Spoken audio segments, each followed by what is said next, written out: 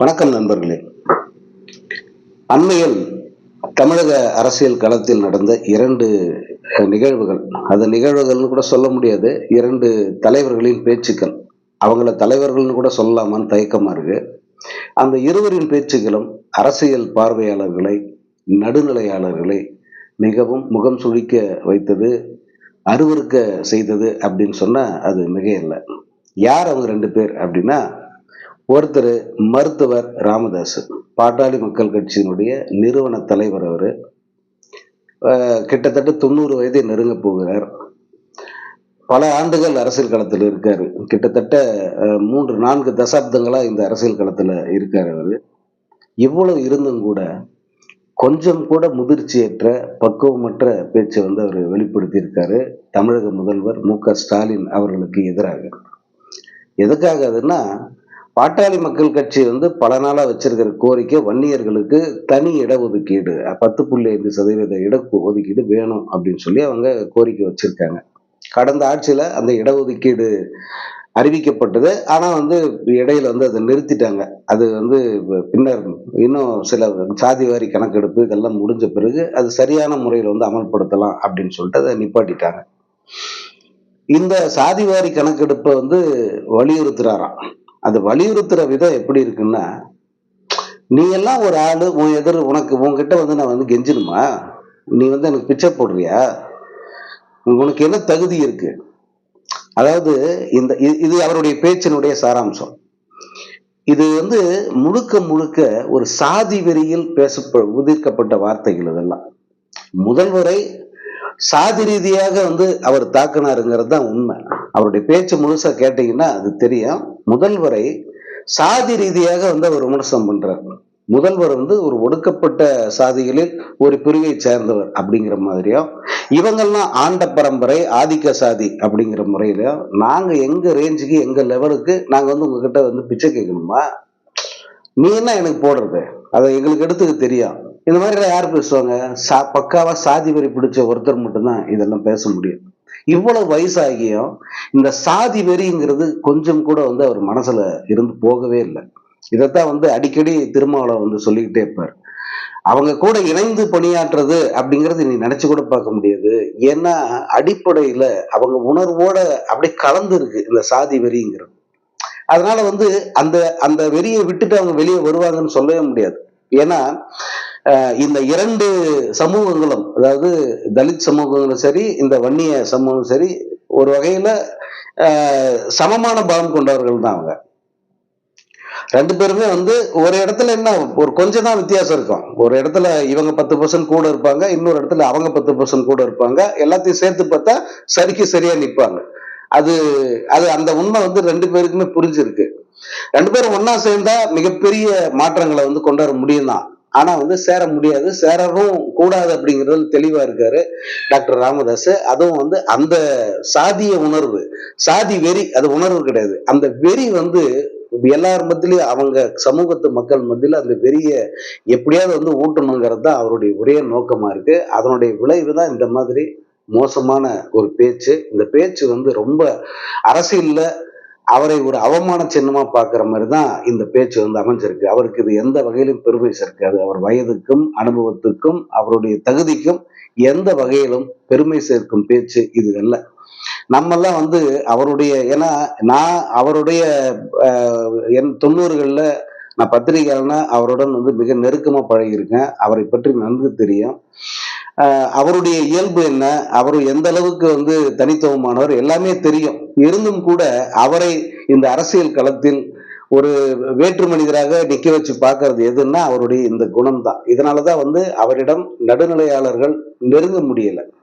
So இன்னும் கூட அவர் தன்னை மாத்திக்கவே இல்லை, தன்னுடைய இயல்பை அவர் மாத்திக்கவே இல்லை. அதே சாதி உணர்வோட தான் அவர் இருக்காரு அப்படிங்கிறதுக்கு இந்த பேச்சு ஒரு உதாரணம். இந்த மாதிரியான மனநிலை உள்ள வரைக்கும் என் பின்னாடி யாருமே வர மாட்டேன்றாங்க, என்ன நம்ப மாட்டேன்றாங்கன்னு புலம்புறாருல, இந்த புலம்பல் கடைசி வரைக்கும் கேட்டுக்கிட்டே தான் இருக்கு அவர்கிட்ட அதுல மாற்றமே இருக்காது.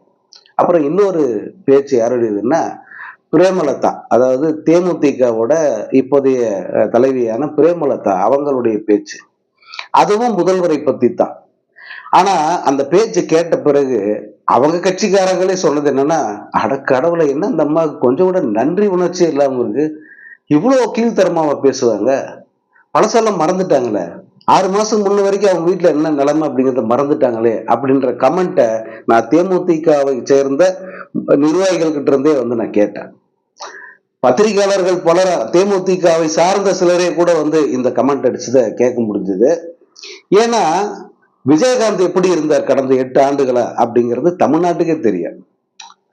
விஜயகாந்த் வந்து அவர் சிங்கம் மாதிரி வந்து நடந்து நடமாடின காலமெல்லாம் போய் 2016க்கு பிறகு வந்து அவர் வீட்டில் முடங்கி கிடக்க வேண்டிய ஒரு சூழ்நிலை வந்துருச்சு. அவருடைய உடல்நிலை அப்படி ஆயிடுச்சு. அது வந்து குணப்படுத்த முடியல. எவ்வளவோ மருத்துவம் பார்த்தும் வந்து அவரை சரிப்படுத்த முடியல. அவருக்கு தன்னை யார் என்றே வந்து அறிந்து கொள்ளும் அளவுக்கு அந்த அந்த சென்ஸ் வந்து அவருக்கு இல்லாம போயிடுச்சு.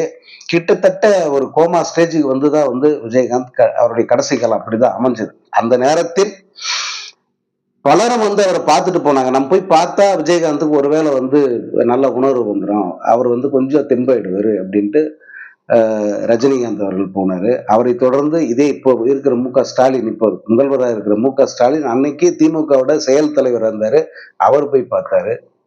இன்னும் பல தலைவர்கள் தொடர்ந்து ஒரே நாள் தொடர்ந்து 10 தலைவர்கள் போய் அவரை போய் பார்த்தாங்க. இப்படி பார்க்கறதால வந்து அவருக்கு ஒரு புத்துணர்ச்சி கிடைக்கும், எந்திரிச்சு நடமாடுவாரு அப்படிங்கிற ஒரு எண்ணத்துல, நல்ல எண்ணத்துல அது வந்து செஞ்சாங்க. அதன் பிறகு எந்த வைத்தியமும் பலன் கொடுக்கல. விஜயகாந்த் வந்து நடமாட முடியாம வீல் சேர்ல கூட வந்து அவரால் உட்கார முடியாத ஒரு சூழல்ல தான் மரணத்தை தழுவினார். அந்த மரணம் என்பது அவருக்கு வந்து மிகப்பெரிய மரியாதையா அமையணும் அப்படிங்கிறதுல அவங்க வீட்டார் எந்த அளவுக்கு முயற்சி பண்ணாங்களோ தெரியாது. ஆனா நம்ம பாரபட்சம் இல்லாம நேர்மையா நடந்துக்கணும் சில விஷயங்கள்ல. அந்த நேர்மையோட சொல்ற இந்த அரசு, திமுக அரசு, ஸ்டாலின் தலைமையிலான திமுக அரசு அவ்வளவு அக்கறை எடுத்து அவருடைய மரணத்தை மிக கௌரவமான முறையில் அவரது நல்லடக்கம் செய்வதற்கான அனைத்து உதவிகளையும் செஞ்சது யாருன்னா இப்ப இருக்க ஸ்டாலின் தான். எந்த ஒரு அவர் வந்து ஒரு எதிர்கட்சி தலைவராக இருந்தவர், அவ்வளவுதான் விஜயகாந்த். வேற எந்த ஒரு பெரிய தாக்கமும் ஒரு அரசியல் ஏற்படுத்தல. ஏன்னா சினிமாவில் அவருடைய தாக்கம் என்பது வேறு, அரசியல்ல அவருடைய தாக்கம் என்னங்கிறது எல்லாருக்குமே தெரியும். அரசியல்ல ஒரு கால ஒரு 2-3 ஆண்டுகள் வந்து ஒரு செல்வாக்கு மிக்க ஒருத்தரா இருந்தாரு. அதன் பிறகு வந்து அவர் மெல்ல மெல்ல அவருடைய செல்வாக்கு இழந்துட்டாரு. கடைசி காலத்துல அவர் ஒண்ணுமே இல்லை. இப்படிப்பட்ட ஒரு தலைவர் மறையும் போது ஒரு மாநில அரசின் தலைவரா இருக்கிற முதல்வர் ஒரு வாட்டி போய் மரியாதைக்காக போய் பார்த்துட்டு வர்றது பெரிய விஷயம். ஆனா அவர் என்ன பண்ணார் தெரியுமா? 3 முறை போனார். அவரு மரணம் அடைந்து அவருடைய உடல் தீவுத்திடலுக்கு போய் பொதுமக்கள் பார்வையாக வைக்கப்பட்டது. அங்கிருந்து திரும்ப வந்து அவங்க கட்சி ஆபீஸ் செட்டுன்னு போயிட்டு அதை அடக்கம் பண்ண வரைக்கும் 3 முறை ஒரு முதலமைச்சர் அந்த ஏற்பாடுகளை போய் பார்த்தார். யாராவது செய்வாங்களா? அத எந்த முதலமைச்சராவது தமிழ்நாட்டில் அப்படி செஞ்சு வரலாறு இருக்கா? அதே போல அவரது மகன் அமைச்சர் உதயநிதி ஸ்டாலின் அவரும் 3-4 முறை போய் பார்த்து எல்லா வசதியும் கரெக்டா இருக்கா, எல்லாம் கரெக்டா, ஏற்பாடுகள்லாம் சரியா இருக்கா, எந்த பிரச்சனையும் இல்லையே, கூட்ட நெரிசல் இல்லையே, ஏதோ ஆயிடக்கூடாது, இப்படி அக்கறை எடுத்து அந்த மரண வீட்டில் வந்து ஓடி ஓடி வேலை பார்த்தவங்க தான் உதயநிதி ஸ்டாலினும் மற்ற திமுக அமைச்சர்களும் கூட.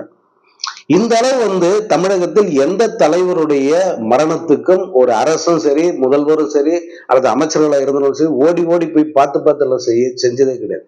எதுக்காக அதுன்னா, ஏதோ ஒரு வகையில வந்து அவர் மக்கள் மனங்கள்ல இருக்கார் விஜயகாந்த். அரசியல் அவர் பெருசா சாதிக்கலன்னா கூட சினிமா மூலம் வந்து அவர் மக்கள் மனங்களில் வாழ்கிறார். மக்கள் அவ்வளவு பேர் வந்து அவருக்கு மரியாதை செலுத்த வராங்க. யோசிச்சு பாருங்க, வேற எந்த தலைவராவது இருந்திருந்தா, முதல்வர் ஸ்டாலின் இடத்துல வேற யார் இருந்திருந்தாலும் இவ்வளவு கூட்டத்தை வந்து சென்னைக்குள்ள அனுமதிச்சிருப்பாங்களா? முதல்ல இவ்வளவு பெரிய கூட்டம் கூடினதையே ஒரு பெரிய, விஜயகாந்த் செத்துட்டாரு, தன்னுடைய கணவர் இறந்து பணமா கிடக்குற உணர்வே இல்லை அந்த அம்மாவுக்கு. விஜயகாந்த் இறந்த நல்நாளில் அப்படின்னு தான் சொன்னாங்க பேட்டியில. அதன் பிறகு வந்து வந்த கூட்டம் எல்லாம் பார்த்துட்டு வந்து இது வரலாறு காணாத கூட்டம், உலகத்துல யாருக்குமே இவ்வளவு கூட்டம் வரல அப்படின்னு வந்து அவங்க அங்கேயே வந்து சுயபுராணம் பாட ஆரம்பிச்சிட்டாங்க. ஆனா வேறு எந்த தலைவராவது அந்த இடத்துல இருந்திருந்து இவ்வளவு மக்கள் இங்க சென்னைக்குள்ள வராங்க அப்படின்னு தெரிஞ்சு இந்த கூட்டத்தை தடுத்து நிறுத்துறது கூட வந்து முயற்சி பண்ணிப்பாங்க. ஆனா இவர் அதெல்லாம் எதுவுமே செய்யல. வந்த மக்களுக்கு எவ்வளவு முடியுமோ அவ்வளவு வந்து வசதிகள் செஞ்சு கொடுத்தாரு. அவங்கள வந்து பாதுகாப்பா திரும்ப போகிறதுக்கு என்ன ஏற்பாடுகள் முடியுமோ அதை காவல்துறை மூலமா செஞ்சு கொடுத்தாரு முதல்வர் ஸ்டாலின். இன்னைக்கு அந்த முதல்வரை பார்த்துதான் அந்த அம்மா கேக்குது, அவருக்கு வந்து உடல்நிலை சரியில்லையா. நடக்க வரலையா, கை கால்லாம் நடுங்குதான், நிக்கவே முடியலையா. அந்த பேட்டியை பாருங்க, பார்த்தவங்க அத்தனை பேர் கொதிச்சு போயிட்டாங்க. முதல்வருக்கு உடல்நிலை சரியில்லைன்னா அதை அவரால் பார்த்துக்க முடியும். அவரை இப்ப வந்து உரிய நேரத்துல வந்து மருத்துவமனையில சேர்த்து அதுக்கு தேவையான சிகிச்சை எல்லாம் கொடுக்கறதுக்கான எல்லா வசதிகளும் இருக்கு. அதற்கு செய்யறதுக்கான ஆட்கள் இருக்காங்க.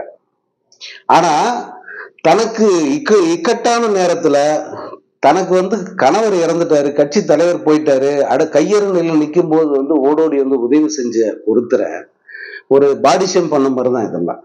அவரை வந்து ரொம்ப ஒரு கீழ்த்தரமான விமர்சனம் பண்றதுதான் பிரேமலதா செஞ்சது.